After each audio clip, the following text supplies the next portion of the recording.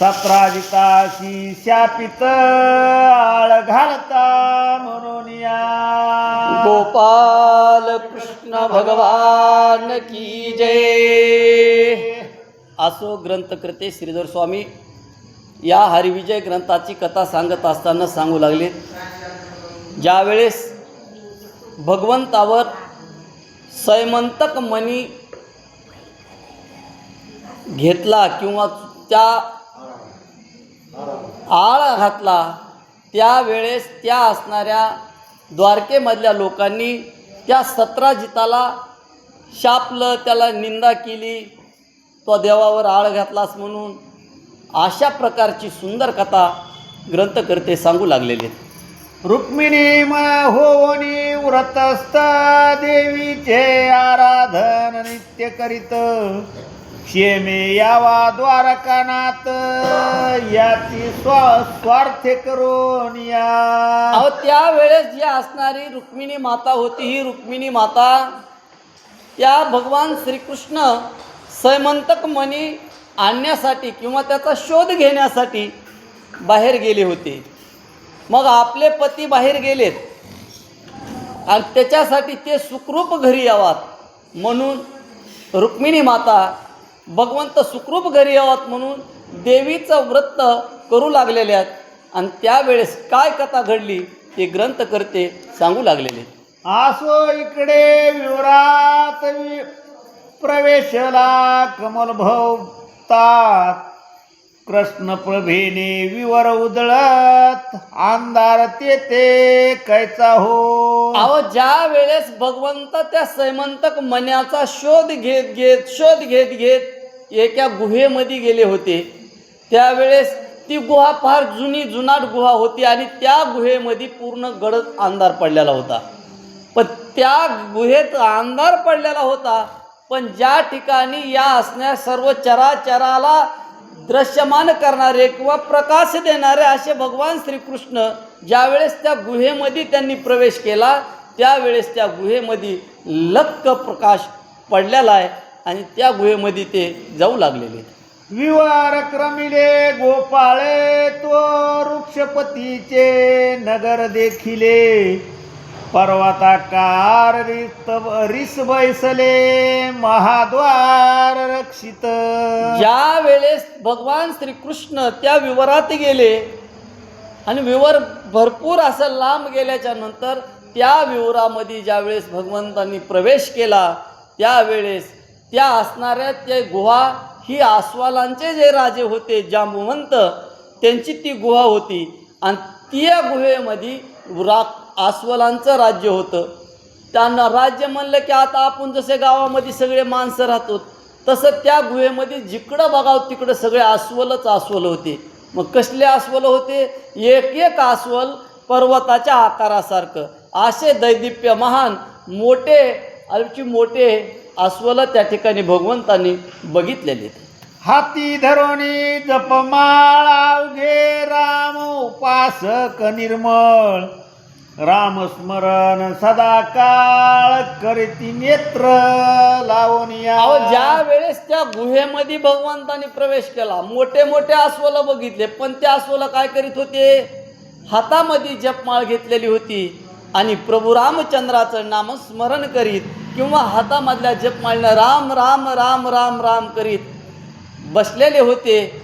अशा प्रकारे भगवंतानं बघितलेलं आहे.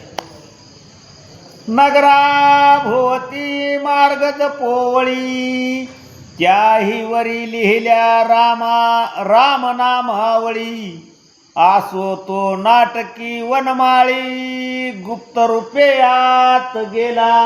ज्या वेळेस भगवंत त्या नगराकडे जाऊ लागले, त्यावेळेस त्या नगरामधल्या भगवंतानं बघितलं मोठाची मोठा राजवाडे आणि त्या नगराच्या भोवती तटभीती बांधलेल्या होत्या. नगराच्या भोवती तटभीती बांधलेल्या आणि त्याला मोठे एक दरवाजे असे बसविलेले होते चार बाजूला. पण ज्यावेळेस ती भिंत बांधली होती, त्यावेळेस त्या राजानं भिंत बांधित असताना प्रत्येक दगडावर राम नाम लिहिलेलं होतं. प्रत्येक दगडावर रामाचं नाव लिहिलेलं होतं, आपल्या आराध्य देवाचं नाव लिहिलेलं होतं. असं असणारं ते सुसज्ज नगर भगवंतानं बघितलं, पण भगवंत हे नाटकी आणि वेगवेगळ्या प्रकारचे लीला करणारे होते. भगवंतानं आपलं स्वरूप बदललं, बारीक होऊन त्या नगरामध्ये प्रवेश केलेला आहे. जामवंताचे निज मंदिरी कमलदलाक्ष तो कंसारी प्रवेशाला तो पालखावरी मणी बांधिला देखतसे. मग ज्या वेळेस भगवंत त्या नगरामध्ये प्रवेश केला, आता ते नगर होतं प्रभू रामचंद्राचे जे काही आवडते भक्त असलेले जांबुवंत, आणि त्यांचं ते नगर होतं. त्या नगरात गेल्याच्या नंतर भगवंतांनी बघितलं की त्या जांबुवंताच्या राजाच्या वाड्यामध्ये त्या एका पाळण्यावर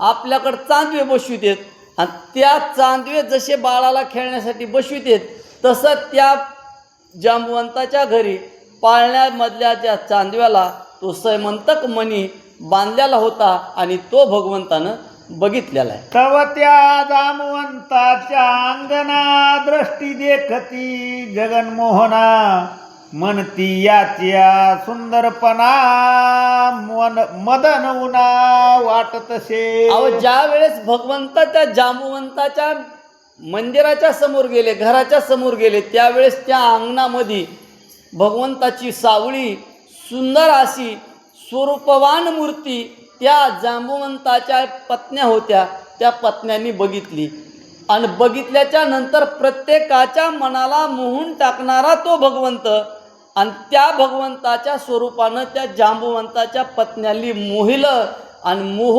मोहिल्याच्या नंतर त्या पत्न्या म्हणू लागल्या, हा असणारा इतका सुकुमार सुंदर राजकुमार, सुंदर असा राजकुमार बघितला, आणि त्यांच्या भगवंताविषयी विचार करू लागलेले. दिव्य मुकुट कर्णी कुंडले आकर्ण पर्यंत नेत्रोत्पले सगुण रूप सावळे वदन सुहासे उदार. भगवंताचं वर्णन केलं ग्रंथकर्त्यांनी, किती सुंदर होते भगवंत. सुंदर असं मुख, सावळा रंग, कानाच्या भवया कानापर्यंत आलेल्या असे असणारे कमळाच्या पत्रासारखे, कमळाच्या फुलाच्या पाकळ्यासारखे त्या भगवंताचे सुंदर डोळे, असा असणारा तो भगवंत, कानामध्ये कुंडल, गळ्यामध्ये वैजयंती माळ, अशा प्रकारच्या भगवंत त्या असणाऱ्या जांबुवंताच्या पत्न्यांनी बघितलेला आहे. चतुर्भुज तमाल नील गळा वैजयंती देत डोल पितवसन वेल्लाळ कटी मेखळा सोबतसे. त्या भगवंताला ज्यावेळेस त्या जांबुवंताच्या पत्न्यांनी बघितलं, त्यावेळेस भगवंत भुज स्वरूपामध्ये बघितले. कमरेला सुंदर अशा प्रकारचा पिवळा पितांबर नेसलेला होता, गळ्यामध्ये वैजयंती माळ घातलेली होती. अशा प्रकारचा तो भगवंत त्या जांबुवंताच्या पत्न्यांनी बघितलेला आहे. मदन मनोहर सावळा अकस्मात कोटुनी आला एक लाज सांडोनी ते वेळा श्रीरंगाशी बोलत. आहोत ज्या वेळेस त्या स्त्रियांनी बघितलं, त्यावेळेस त्या असणाऱ्या म्हणू लागल्या, असा हा असणारा सुंदर, मदनालाही उन्हा आणणारा, सुंदर स्वरूपवान असणारा हा राजकुमार इथं एकटाच कसा आला असेल, असा विचार करीत होत्या. पण त्या असणाऱ्या जी काही जांबुवंताच्या बऱ्याच पत्न्या होत्या, त्याच्यातल्या एका पत्न्यांनी त्या भगवंताला विचारण्याचं किंवा त्याला नावगाव विचारण्याचं धाडस केलं, आणि त्याला बोलू लागलेले. त्रिलोक्य सुंदरा मनमोहना कोमलांगा राजीव नयना तुझ विलोकितामच्या नयना समाधान झाले. ज्या वेळेस भगवंताकडे ती जांबुवंताची पत्नी गेली आणि विचारू लागलेली, हे मदन मोहना, या जगामधल्या सर्वात सुंदर असा सुंदरपणानं देखणा असणाऱ्या राजकुमारा, तुम्ही कोण आहे? असा ती स्त्री त्या भगवंताला विचारू लागलेली. जिचे कुशी हे मूर्ती निपजली, धन्य धन्य ते तुझी माऊली. जे तुझे पाठी बैसली, किती तपली असे. अहो ज्या वेळेस भगवंताकडे गेली त्यावेळेस ती म्हणू लागलेली की हे सुंदर पुरुषा, तुझी असणारी ही सुंदर काया बघून मला असं वाटू लागलंय की जी असणारी तुला जन्म देणारी जी आई, त्या आईनं कितीतरी जन्मतप केले असतील आणि त्या तपाच्या पूर्तीसाठी स्वतः भगवंतानेच तुम्हाला निर्माण केला असेल. अशी असणारी ती धन्य धन्य ती आई की जिच्या पोटी तुमचा जन्म झाला, अशी ती स्त्री भगवंताला बोलू लागलेली. निद्रिस्त आहे जामवंत, तो तू येतोनी जाई त्वरित. हा जागा झाली निश्चित, तुझ ग्राशील सगळाची. ती असणारी स्त्री दया करून त्या भगवंताला बोलू लागली, कृष्णाला म्हणू लागली की हे पुरुषा, तुम्ही काय करा आता, आमचे पतिराज या ठिकाणी झोपलेले आहेत, तुम्ही इथपर्यंत आलात, पण आता जर का आमचे पती झोपलेत आणि त्यांनी का जर तुम्ही जागा झाल्यावर तुम्हाला बघितलं तर ते तुम्हाला नक्की मारल्याशिवाय राहणार नाहीत, खाल्ल्याशिवाय राहणार नाहीत. हे सुंदर मुला, तुम्ही इथून आता निघून जा. अशी असणारी ती स्त्री भगवंतावर दया करून बोलू लागलेली. जा तुझ दिले जीवदाना, वेगी जाया पुल्या स्वस्थाना. वाट पाहता असेल तुझी ललना, कंठी प्राण धरोनिया. हे सुंदर पुरुषा, तुम्ही काय करा आता, इथून जसं आलात तसं इथून निघून जा. का, आमचे पती मारल्याशिवाय राहणार नाहीत. बरेच आमची ही गुहा बरीच लांब आहे, इथपर्यंत येण्यासाठी तुम्हाला बराच वेळ लागला असेल. आता तुमची घरी तुमची पत्नी, तुमची आई तुमची वाट बघत असेल आणि त्याच्यासाठी आता इथून गपचिप तुम्ही निघून जा. अशी ती भगवंताला स्त्री बोलू लागलेली. मग बोले द्वारका विहारी, मी जन्मापासून ब्रह्मचारी. राणी मत्सी प्रीती धरी, परी मी उदास सर्वथा. मग ज्या वेळेस ती स्त्री म्हणली तुमची पत्नी घरी वाट बघत असेल, तुम्ही इथून निघून जा, असं म्हणल्यावर तो असणारा भगवंत, लीलाधारी असणारा भगवंत त्या स्त्रीला म्हणू लागलाय की हे स्त्री, मी आतापर्यंत लहानपणापासून बाल ब्रह्मचारी, मी काय आणखीन लग्न केलेलं नाही, मी असाच उदार आहे, त्याच्यामुळं मला इथून जायची गरज नाही, माझी घरी कुणी वाट बघणार नाही. असे भगवंत त्या स्त्रीला बोलू लागलेले. मी सर्वांचा अधिकर्ता, मज नाही माता पिता. मी माया चक्र परता, सगुण झालो भक्ता लागी. हे स्त्री, मी असणारा या माया चक्र आहे, या जन्म मरणाच्या माया चक्राच्या वेगळा आहे. मला आई नाही, मी वडील नाही, स्त्री नाही किंवा मुलं नाही, मी या सर्वांच्या वेगळा असा, या पूर्ण विश्वाला निर्माण करणारा असा मी आदी पुरुष आहे. अशा असणारे भगवंत आपली ओळख करून त्या स्त्रीला सांगू लागलेले. पालखावरी बांधिला मनी, तो मज ध्याल जरी सोडोनी.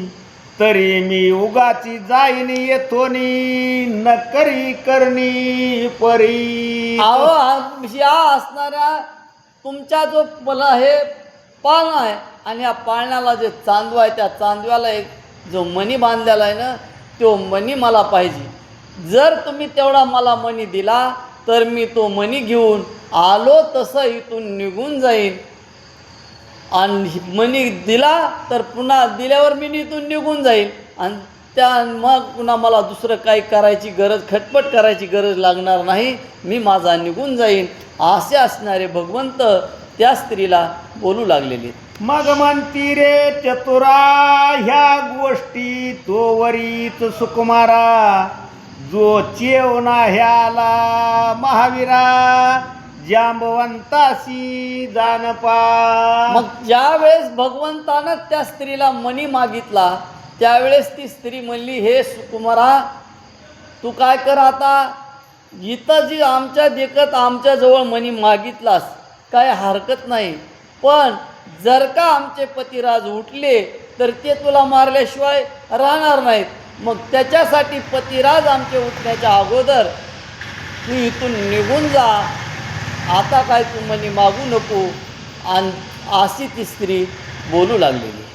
मग हासोनिया जगजेटी दृढ घातली माळगाठी, पितांबराचे पदर पोटी खोवी उचलोनी माघारे. अहो, ज्या वेळेस त्या स्त्रीनं आपल्या नवऱ्याचा पराक्रम सांगितला आणि सांगितल्यावर भगवंतालाही आवेश आला.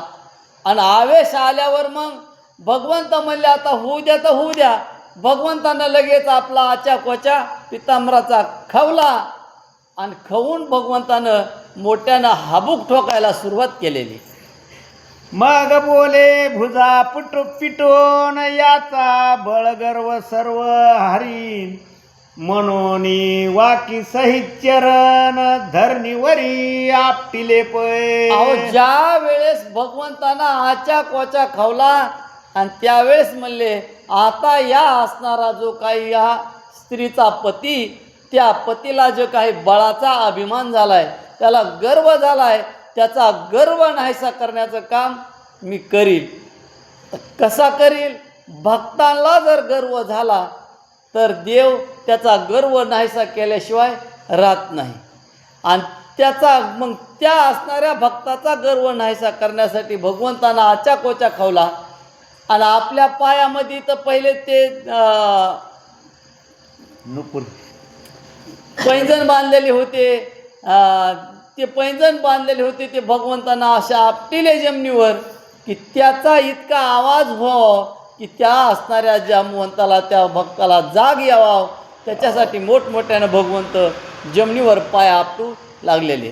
तो जागा झाला जांबवंत नेत्र उघडोनी क्रोधे पाहत, तो वीर देखील अद्भुत मग पुसत तयासी. अहो, ज्या वेळेस भगवंतानं आपले पाय आपटिले त्यावेळेस तिथली ती असणारी जमीन हादरली आणि हादरल्यावर पुन्हा तो असणाऱ्या आवाजानं जामवंत उठला आणि उठल्यावर ती असणाऱ्या भगवंताची सावळी मूर्ती बघितली आणि बघितल्यावर त्यालाही दया आली. म्हणून त्यानं त्या असणाऱ्या भगवंताला नावगाव त्याचा पत्ता विचारू लागलेला. तू कोणाचा रे कोण? हरी म्हणे मनी आणिला चोरून, तुझ शिक्षा करावया पूर्ण विवरा माझी उतरलो. मग ज्या वेळेस त्या जामवंतानं भगवंताला विचारलं त्याच्यावर भगवंत सांगू लागले, म्हणले हे महापुरुषा, तो जो असणारा मणी आणि तो तू चोरून घेऊन इथं आलास, इथं आणल्याला मणी परत नेण्यासाठी मी तुझ्याकडं आल्यालोय, असा भगवंत आपला परिचय त्याला सांगू लागलेले. जांबुवंत म्हणे तुझ शिक्षा करीन, हरी म्हणे व्यर्थ काय बोलून, आयशी ऐकताची वचन महावीर लोटला. अहो, ज्या वेळेस असं भगवंताचं वचन ऐकलं, भगवंत म्हणलेले ऐकिले, हे मणी नेण्यासाठी किंवा त्या मणी आणला ते घेऊन जाण्यासाठी मी इथं आलोय, असं ऐकल्या भगवंताचं शब्द ऐकल्या त्या जांबुवंताचं त्यालाही आवेश आला आणि आवेशानं त्यानंही जे झोपलेला होता ते झोपीतून पणकाच्या खाली उतरला आणि उतरून भगवंताकडं येऊ लागलेला आहे. बाप भक्त वत्सल भगवंत निज भक्ताशी झोंबी घे, जांबवंताचे मनोरथ पूर्ण करावया पातला. अहो, तो असणारा जांबुवंत, त्या जांबुवंतानं भगवंताला ओळखीलं नाही, पण भगवंतानं आपल्या पहिल्या 7व्या अवतारामध्ये जे त्याला शब्द दिला होता की मी तुझ्याबरोबर एकदा येईल, जांबुवंतानं प्रभू रामचंद्राला इच्छा प्रभू रामचंद्राकडं मागणी मागितली होती की माझ्या जोडीचा वीर मला मिळाला नाही. मग भगवंतानं सांगितलं मी पुढल्या जन्मामध्ये तुझ्याकडे येईल आणि तुझ्याबरोबर झोंबी खेळन, कुस्ती खेळन. त्यावेळचं वचन भगवान श्रीकृष्ण पूर्ण करण्यासाठी त्या विवरामध्ये आले आणि आपल्या भक्ताची जी काही इच्छा आहे, मग कोणती बी इच्छा मनामध्ये असली तरी भगवंत त्याची इच्छा पूर्ण केल्याशिवाय राहत नाही. तशी त्या जांबुवंताची इच्छा भगवंत पूर्ण करण्यासाठी त्याच्याकडं येऊ लागलेले. पिळती एकमेकांचे हात हृदयावरी हृदयादळ सवेची देती मुष्टिघात वर्म कळा लक्षणीया. अहो, ज्या वेळेस भगवंतानं आपल्या भक्ताचं वचन पूर्ण करण्यासाठी एकमेकाच्या जवळ आले आणि मग कुस्ती खेळताना काय असतंय, हाताला हात धरायचे, एकमेकाच्या छातीला धडका हाणायच्या, डोक्याला डोके मारायचे. अशा प्रकारे दोघांची आता मोठी कुस्ती सुरू झालेली. एकमेकाशी चरणी धरोनी दुरी भिरकाविती भवंडोनी जैसे मेरो मांदार दोन्ही एके ठाई मिळाले. अहो, ज्या वेळेस भगवंताची आणि भक्ताची कुस्ती सुरू झाली त्यावेळेस कोण होते, एक भगवंत भगवान श्रीकृष्ण, तर दुसरीकडं त्यांच्या असणारे परम भक्त असलेले जामवंत. हे दोघंजण भक्त आणि देव कसे दिसत होते, भले मोठेची मोठे, एकीकडून मंदार पर्वतासारखे तर एकीकडून महामेरू पर्वतासारखे असे बलाढ्य दोन वीर एकमेकाच्या जवळ आले आणि ते कुस्ती खेळू लागले. की विष्णू आणि शंकर, की रोहिणीवर आणि मित्र, की राम आणि भार्गवीर तैसे दोघे दिसती. अहो, ज्या वेळेस भगवंतानं दोघा जणांची कुस्ती सुरू झाली त्यावेळेस बघणाऱ्याला असं वाटू लागलं, एक असणारे प्रभू रामचंद्र तर दुसरे भगवान परशुराम आहेत काय की. अशा प्रकारचे ते दोघं जण एक एकापेक्षा बळीरे असे ते दिसू लागलेले. की सूर्यसुत आणि शुक्रकुमार पूर्वी मलयुद्ध केले थोर, तैसे जांबवंतानी यदुवीर परस्परे युद्ध करीती पळे. अहो, ज्या वेळेस हे युद्ध सुरू झालं त्यावेळेस बघणाऱ्याला वाटू लागलं की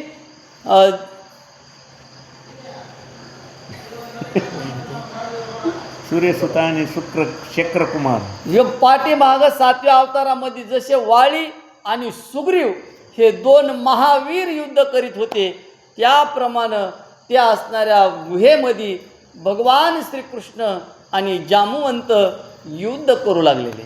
28 दिवस अहोरात्र दोघे युद्ध करीती महावीर, जांबवंताचे शरीर झाले चूर युद्ध करिता.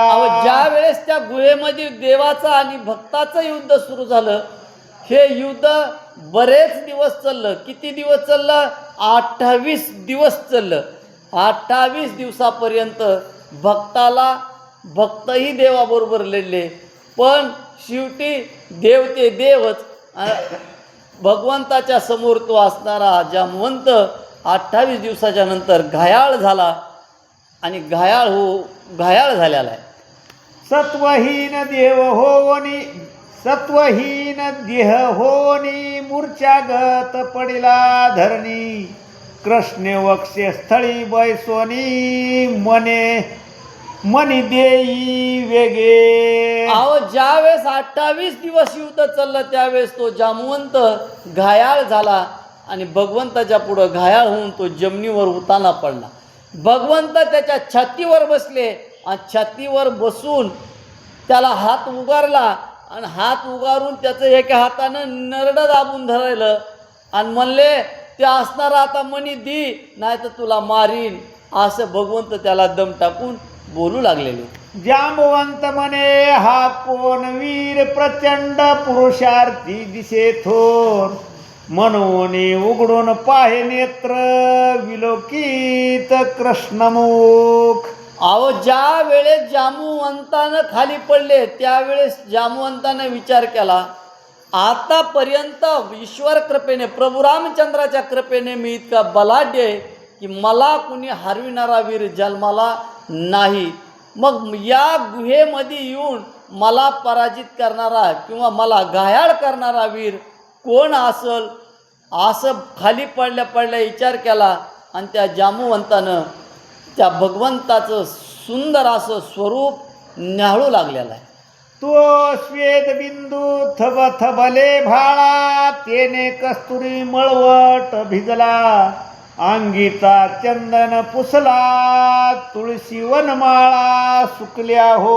अहो, ज्या वेळेस त्या जांबुवंतानं भगवंताच्या मुखाकडे बघितलं, त्यावेळेस जांबुवंतानं बघितलं की भगवंताच्या युद्ध करून किंवा कुस्ती करून भगवंतालाही घाम आला होता आणि त्या घामानं भगवंताच्या कपाळावरचा जो काही चंदन होता तो चंदन इकडं तिकडं विखुरला. अंगावर जे काही तुळशीमाळा होत्या त्या तुळशीमाळासुद्धा सुकल्या गेल्या. अशा प्रकारचा भगवंत त्या जांबुवंतानं बघितलेला आहे. जांबुवंत करी रामस्मरण, मने देहांताला की मद लागून, आठविले रघुपतीचे ध्यान, धनुष्य बाणा समवेत. अहो, ज्या वेळेस जांबुवंत घायाळ होऊन खाली पडला होता त्यावेळेस शेवटच्या अंत समयाच्या टायमाला त्या जांबुवंतानं आपल्या जे आराध्य दैवत होतं प्रभू रामचंद्र, त्या प्रभू रामचंद्राची मूर्ती डोळ्याच्या समोर आणली. प्रभू रामचंद्राची मूर्ती कशी होती? हातामध्ये धनुष्यबाण घेऊन उभा असलेल्या प्रभू रामचंद्राची मूर्ती ध्यानात आणली आणि प्रभूचं ध्यान किंवा प्रभूचा ध्यास घेतलेला आहे. कृष्ण विचारी मानसी, राम रूप धरावे या समयासी, आयसे इच्छिता ते दुरासी, राम झाला श्रीकृष्ण. अहो, ज्या वेळेस त्या असणाऱ्या जांबुवंतानं प्रभू रामचंद्राचा धावा केला आणि धावा केलेला आहे भगवान श्रीकृष्णानं आपल्या भक्ताचं मनोरथ ओळखिलं की आपला भक्त आता प्रभू रामचंद्राचं स्वरूपाचं ध्यान करू लागलेला आहे. मग जर भक्त प्रभू रामचंद्राचं ध्यान करीत असेल तर आपणही आता प्रत्यक्षात राम रूपामध्ये येऊन आपल्या भक्ताला दर्शन द्यावा आणि त्याची इच्छा पूर्ण करावी असे असणारा भगवंतानं जाणलं आणि भगवंत राम रूपामध्ये कृष्ण भगवान उभे राहिलेले. सुहास्य वदन राजीव नयन, हाती विराजे चापबाण, जांबवंते ते देखोन सावध होऊन चरण धरिले. अहो, ज्या वेळेस भगवंतानं सुंदर असं प्रभू रामचंद्राचं स्वरूप धारण केलं, हातामध्ये धनुष्यबाण, जसे प्रभू रामचंद्र होते जशास तसे बघितले आणि जांबुवंतानं बघितल्याबरोबर जांबुवंत उठले आणि प्रभू रामचंद्राचं दर्शन घेऊ लागलेले. नयनी देखता सीतापती, तत्काळ शरीरी भरली शक्ती, सवेची अवलोकोनी पाहे मूर्ती, वारंवार सप्रेम. अहो, ज्या वेळेस त्या जांबुवंतानं आपल्या प्रभू रामचंद्राची मूर्ती बघितली आणि बघितल्याबरोबर जसं एकदम त्याला त्याच्या शरीरामध्ये चैतन्य निर्माण झालं आणि चैतन्य निर्माण होऊन जसा झोपीतला माणूस गडबडून जागा होतो तसा उठला आणि प्रभू रामचंद्राचं मुख न्याहाळून दर्शन घेऊ लागलेलं आहे. श्रीराम रूप देखता दृष्टी, ब्रह्मानंदे भरली सृष्टी, मग राम म्हणे एक गोष्टी, जांबवंता ऐक पा. अहो, ज्या वेळेस भगवंताची मूर्ती बघितली आणि त्यावेळेस इतकं आनंद झाला, जांबवंताला देव बघून आनंद झाला आणि आपला भक्त पुन्हा शुद्धीवर किंवा सावध झाला म्हणून त्या प्रभू रामचंद्राला आनंद झाला. दोघांची एकदम घट्ट मिट्टी मारली आणि प्रभू रामचंद्र जांबवंताला म्हणू लागलेत की जांबवंता, तू एक माझी आता गोष्ट ऐक बरं, असं बोलू लागलेले. राम अवतारी युध वरदान, ते पावले की तुझ लागून, आयसे बोलोनी जगजीवन, जांबवंताशी भेटला. आज भगवंताला ज्यावेळेस प्रभू रामचंद्र त्या जांबवंताला भेटले आनंद झाला आणि म्हणले तुला मी राम अवतारामध्ये वरदान दिलं होतं की मी तुझं जी काही युद्ध आहे ते युद्ध तुझी युद्धाची इच्छा मी पुढच्या अवतारामध्ये पूर्ण करीन, ती इच्छा तुझी पूर्ण झाली का नाही असं भगवंत त्या जांबुवंताला विचारू लागलेले. नाही काय बोलले